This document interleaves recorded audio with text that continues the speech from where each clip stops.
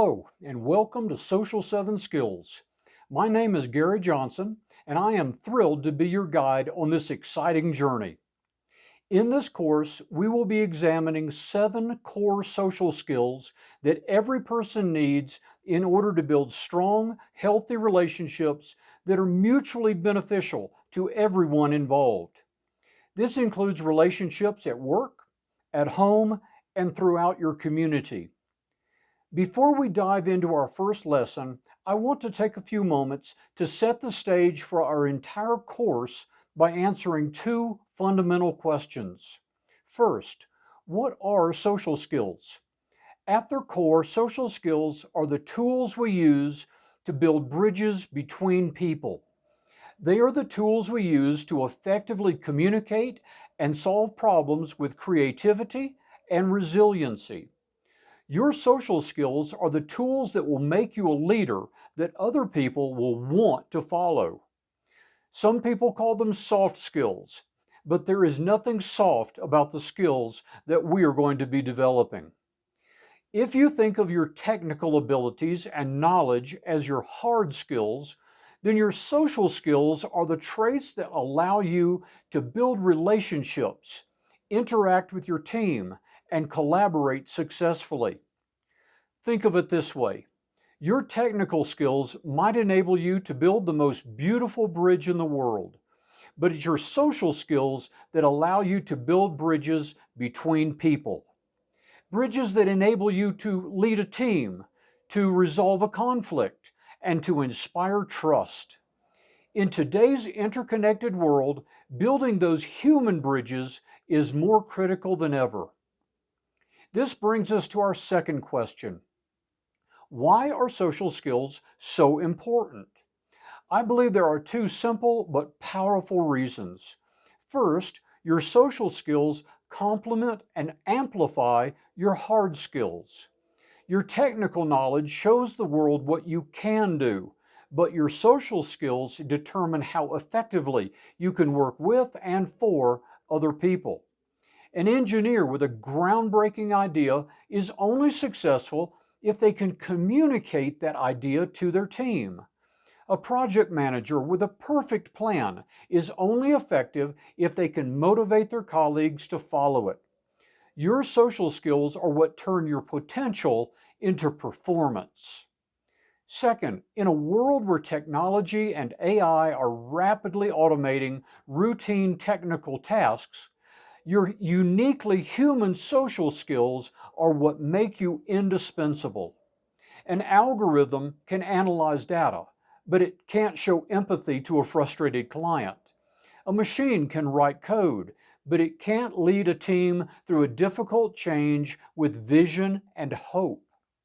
As we'll discuss throughout this course, nearly all jobs require excellent social skills, and they are often the key differentiator that separates a good professional from a great one. This course is designed to give you a clear framework for understanding, practicing, and mastering these essential skills. I want to start with a question that a lot of people are asking themselves these days. In a world where artificial intelligence can outperform humans in many technical tasks, what sets me apart from AI? In other words, what makes me valuable as a human being? For the last few years, headlines have been filled with speculation. Some people proclaim that AI will make us wildly productive. Others warn that AI will steal our jobs. This isn't the first time technology has sparked these concerns, but as one researcher noted, AI feels different, and it is. For the first time, technology is not just threatening to replace people in the workplace. That's been happening ever since the beginning of the Industrial Revolution back in the 1700s. But things are different this time. AI is now capable of tasks that were once uniquely human, like creating content, brainstorming ideas, and even problem solving. So, in this new world, what is our role? What makes us indispensable as human beings?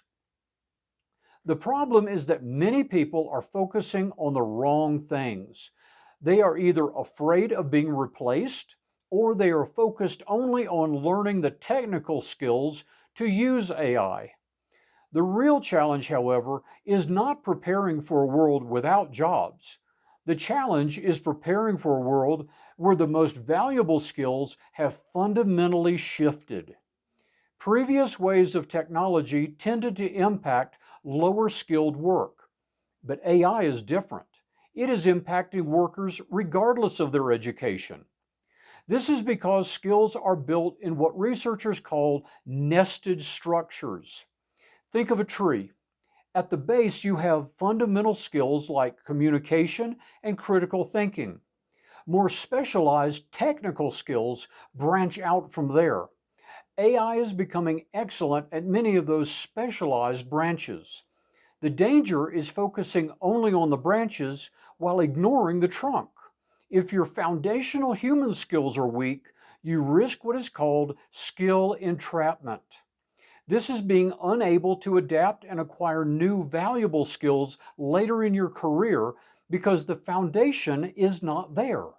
The solution is not to compete with AI on its terms, but to double down on ours. The promise of this new era is this: by cultivating our uniquely human strengths, we become the perfect complement to AI's weaknesses. In doing so, we make ourselves more valuable than ever. Our most powerful competitive edge is the one thing machines cannot replicate: our humanity. So, what are these fundamental and indispensable skills? Research from MIT School of Management gives us a powerful framework using the acronym EPOC. These are 5 core human capabilities that AI lacks. E stands for empathy and emotional intelligence. AI can detect emotions, but it cannot create a meaningful connection or truly share what a person is experiencing. P stands for presence. This includes networking.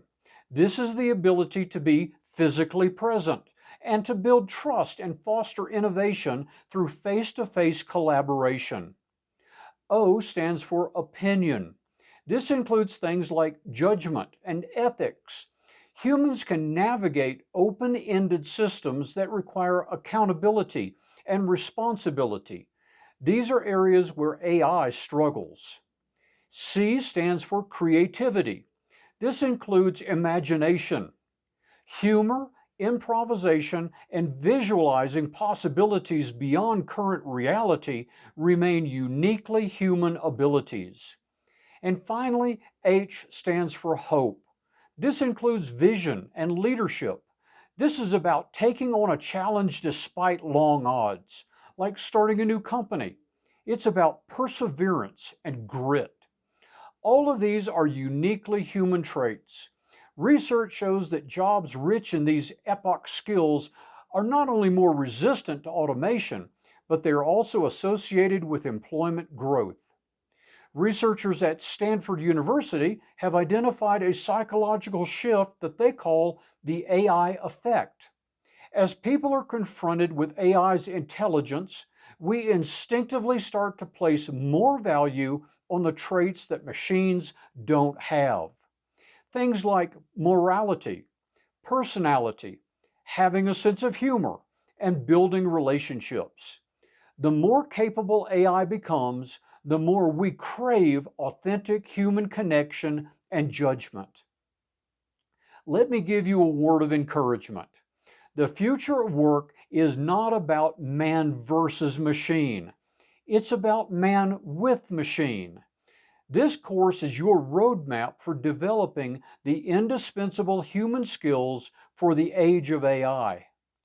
The 7 social skills we will be examining in this course, from emotional intelligence to problem solving to leadership and all the rest, are the very skills that fall within the EPOC framework. They are the skills that will allow you to avoid skill entrapment and to build a career that is not just resilient, but thriving in the age of AI. This course is designed to build your human advantage. To conclude this first lesson, I want you to look at the list of skills we discussed today, the epoch capabilities. These are your new career imperatives. The work of the future is about how well we collaborate, innovate, and lead. For your reflection on this lesson, I want you to ask yourself two questions. First, which of these uniquely human skills is my greatest natural strength? And second, what is one concrete step I can take this week to start leveraging it more intentionally in my work? I hope this lesson has given you a glimpse into the enormous advantages that you and I have as human beings. And I trust that you have learned at least a few of the ways that we can leverage these advantages as we adapt to the age of AI. In your student notes for this lesson, you'll find a summary of these key points and links to the articles used in this lesson and in the next lesson that form our overview and introduction to Social 7 Skills. In this next lesson, we will explore the broader category of social skills that we will be exploring throughout this course. Before I wrap up this first lesson, I want to let you know that if you want to stick around after each lesson, I will be sharing some more personal thoughts about the lesson from a spiritual perspective.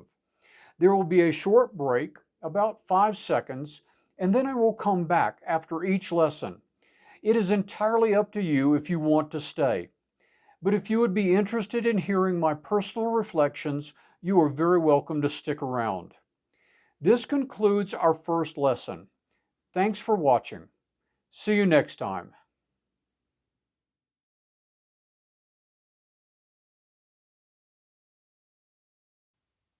Thanks for joining me as I share some thoughts and reflections on some spiritual implications of our lesson.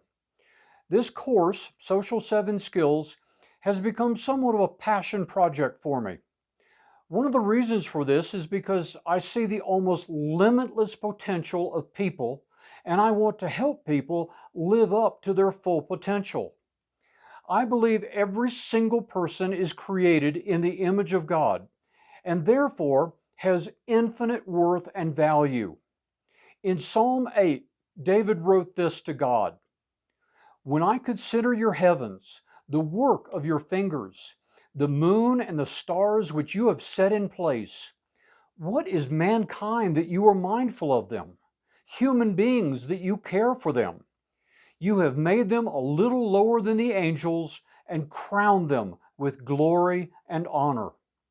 When David wrote this about 3,000 years ago, they didn't have the technology that we have today. So when David began to contemplate his place and the place of humanity in the vastness of the universe, he turned his gaze to the heavens. And what was his reaction? He was awestruck.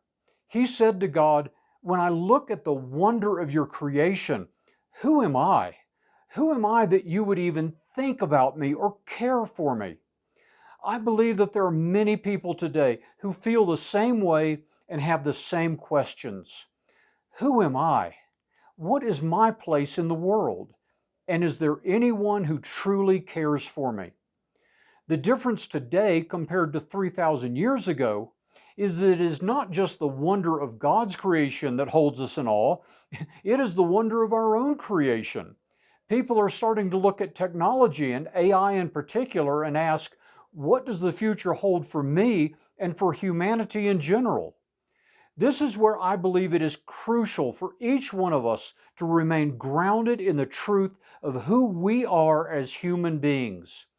Our own creation, AI, holds the potential to be both a blessing and a curse to us. But regardless of what we do with AI, it does not change in the slightest the reality of who we are. We need to go back to the same conclusion that David reached 3,000 years ago. He said that God has crowned us, human beings, with glory and honor. That is how God sees you and me. We are the crown, the pinnacle of His creation. There is no technology, AI included, that can change that in the least. As we continue to move through this course, I hope that you'll see more clearly and more strongly than ever the unique gifts, talents, and abilities that God has bestowed upon you and upon every person because we are created in His image. That is our reality as human beings, and that is a reality that no machine will ever share. Thank you for joining me. I'll see you in our next lesson. God bless you.